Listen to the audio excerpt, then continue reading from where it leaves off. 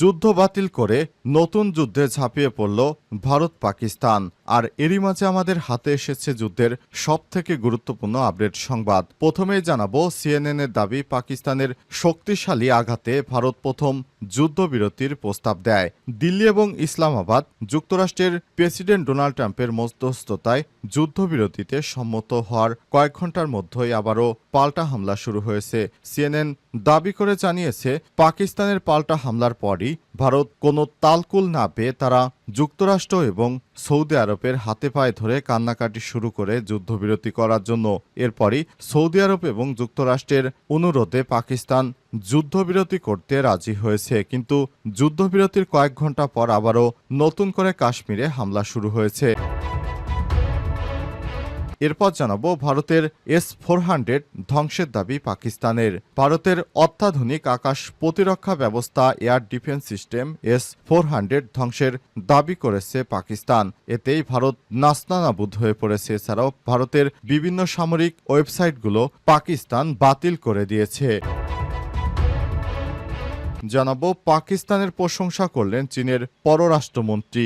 সামরিক স্থাপনায় হামলা পাল্টা হামলার মধ্যে আজ যুদ্ধবিরতি ঘোষণা দিয়েছে ভারত ও পাকিস্তান। এরপরই চীনের পররাষ্ট্রমন্ত্রী ইয়াংই পাকিস্তানের প্রশংসা করেছেন। তিনি বলেন, পাকিস্তান যে ধরনের বড় আক্রমণ থামিয়ে দিয়েছে সত্যি প্রশংসার দাবিদার, এবং পাকিস্তান একা নয়, এই যুদ্ধে পাকিস্তানের পাশে আসে চীনের সরকার।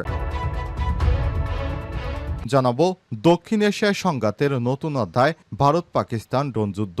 প্রথমবারের মতো ড্রোন যুদ্ধে জড়ালো দক্ষিণ এশিয়ার পারমাণবিক শক্তিধর দুই প্রতিবেশী রাষ্ট্র ভারত ও পাকিস্তান। গতরাতে পাকিস্তানের বিরুদ্ধে ভারত নিয়ন্ত্রিত কাশ্মীর ও পাঞ্জাবে 3টি সামরিক স্থাপনায় ড্রোন হামলার অভিযোগ তুলেছে নয়াদিল্লি, খবর বিবিসির। এবং সর্বশেষ জানাবো, আওয়ামী লীগকে যে সতর্ক বার্তা দিলেন হাসনাত আব্দুল্লাহ। সব ধরনের কার্যক্রম নিষিদ্ধ হয়েছে। রাজনৈতিক দল বাংলাদেশ আওয়ামী লীগের মুখ্য ভূমিকায় ছিলেন জাতীয় নাগরিক পার্টির মুখ্য সংগঠক দক্ষিণাঞ্চল হাসনাত আব্দুল্লাহ। তিনি বলেন, আওয়ামী লীগ ধর জেলে ভর।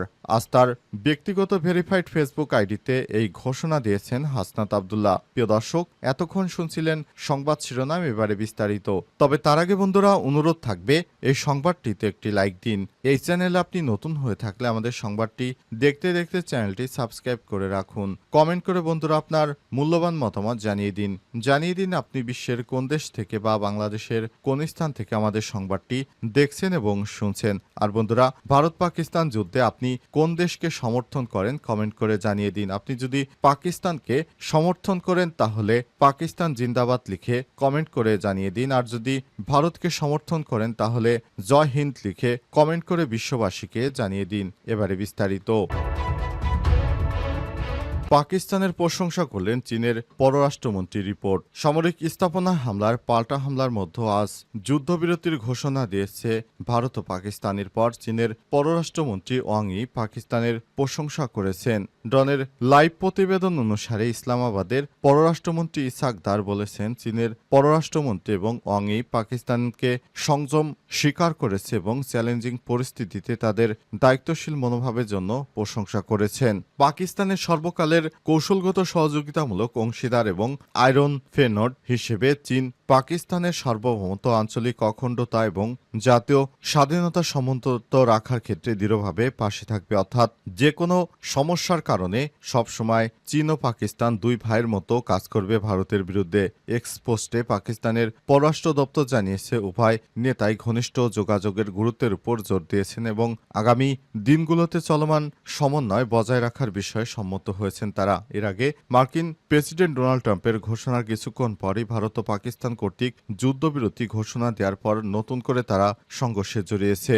এরপর পাকিস্তানের পররাষ্ট্রমন্ত্রী ইসাক দার বলেছেন, পাকিস্তান ও ভারত তাৎক্ষণিকভাবে যুদ্ধবিরতিতে সম্মত হয়েছে। দিনভর কূটনৈতিক প্রচেষ্টা অব্যাহত ছিল, যার ফলে একটি যুদ্ধবিরতি চুক্তিতে পৌঁছানো সম্ভব হয়েছে। পৃথকভাবে ভারতের পররাষ্ট্রমন্ত্রী এস জয়শঙ্কর এক বিবৃতিতে বলেছেন, ভারত ও পাকিস্তান আজ গুলিবর্ষণ এবং সামরিক পদক্ষেপ বন্ধের বিষয়ে একটি সমঝোতায় পৌঁছেছেন।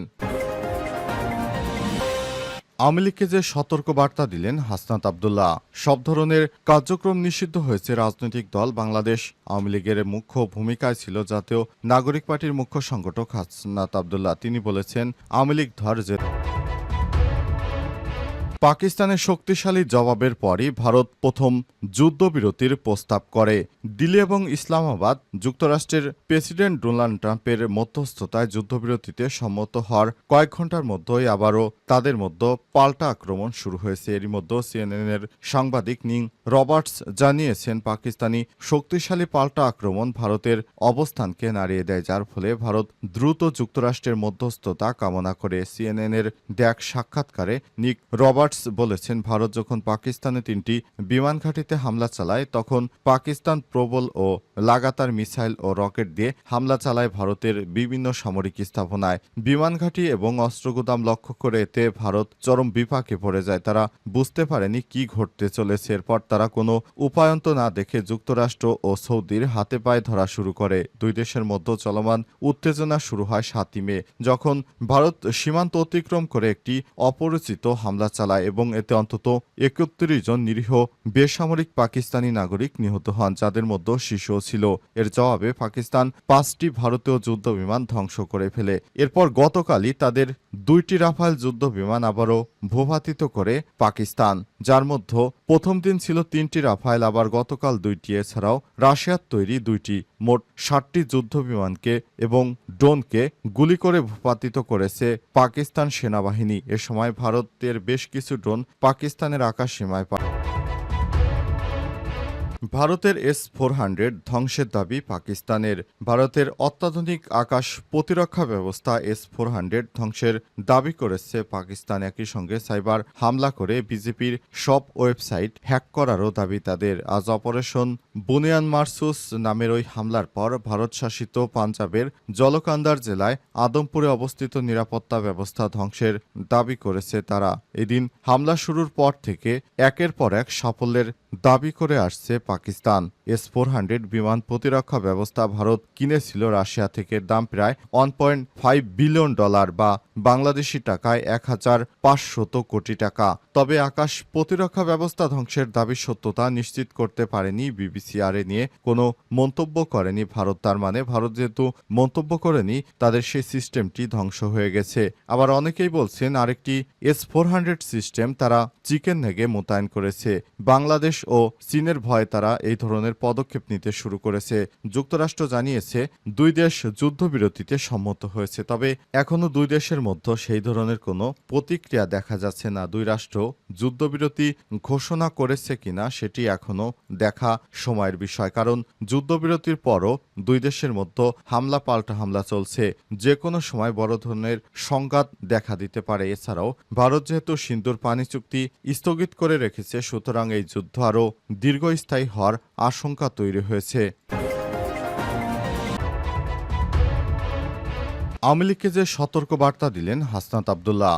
সব ধরনের কার্যক্রম নিষিদ্ধ হয়েছে রাজনৈতিক দল। বাংলাদেশ আওয়ামী লীগের মুখ্য ভূমিকায় ছিল জাতীয় নাগরিক পার্টির মুখ্য সংগঠক হাসনাত আব্দুল্লাহ। তিনি বলেছেন, আওয়ামী লীগ ধর জেলে ভর। আজ ভোরে তার ব্যক্তিগত ভেরিফাইড ফেসবুক অ্যাকাউন্টে এক স্ট্যাটাসে এমন মন্তব্য করেছেন তিনি। হাসনাত পোস্টে বলেছেন, লীগ লীগ ধর, জেলে জেলে ভর। এর আগে শনিবার আওয়ামী লীগ নিষিদ্ধের খবরে সামাজিক যোগাযোগ মাধ্যম ফেসবুকে দেওয়া প্রতিক্রিয়া হাসনাত আব্দুল্লাহ বলেছেন, আওয়ামী লীগ নিষিদ্ধ করা সহ ছাত্র জনতা ঘোষিত 3 দফার একটি দফা বাকি থাকা পর্যন্ত ছাত্র জনতা রাজপথ ছাড়বে না। তিনি আর বলেন, 3 দফার একটি দফা বাস্তবায়ন না হলে আমরা কেউ এই রাজপথ ছাড়ব না। আমরা 5 আগস্টের অসমাপ্ত কাজ শেষ করতে এসেছি। হাসনাত আব্দুল্লাহ আরও বলেন, এই দাবিগুলো আমাদের সংগ্রামের মূলমন্ত্র। এগুলো কোনো রাজনৈতিক ছক নয়, এটি শহীদের রক্তের বিনিময়ে গঠিত দাবি। প্রিয় সংগ্রামী সহযোদ্ধারা, আপনারা ঐক্যবদ্ধ থাকুন, কোনো ষড়যন্ত্রের ফাঁদে পা দেবেন না। দাবি আদায় না হওয়া পর্যন্ত এই আন্দোলন চলমান থাকবে বলে ঘোষণা করেছেন বাংলাদেশের